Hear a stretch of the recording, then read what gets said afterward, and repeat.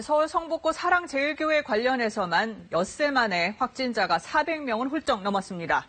올 초 대구의 신천지 관련 집단 감염보다 더 큰 위기 상황이라는 게 방역당국의 진단인데요. 그 이유가 뭔지 우한솔 기자가 분석했습니다. 사랑제일교회에서 코로나19 확진자가 처음 나온 건 지난 12일.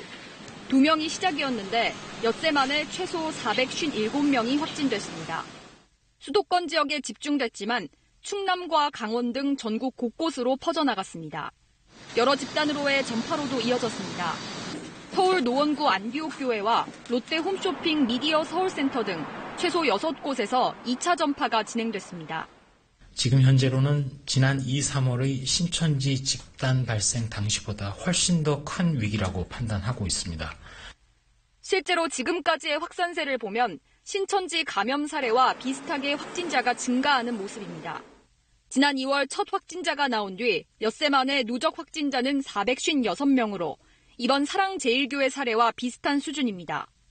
또 다른 집단 감염 사례인 이태원 클럽발, 방문 판매업체 리치웨이발과 비교해보면 200명을 넘기는데 사랑제일교회 발이 훨씬 빠르고 전체 확진자 수도 많습니다.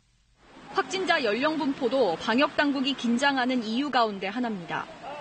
신천지 감염 때보다 60대 이상 고령층의 비율이 높기 때문입니다.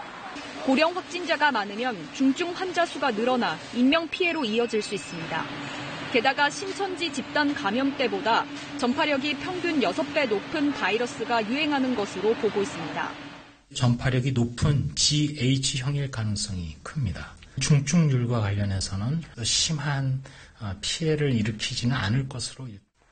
하지만 이태원 감염 때도 같은 GH형 그룹의 바이러스가 유행한 만큼 당국은 전 국민이 방역 수칙을 잘 알고 있는데도 전파의 위험한 행위가 아무렇지 않게 이뤄졌을 정도로 경각심이 둔화된 것이 더 큰 위기라고 분석했습니다.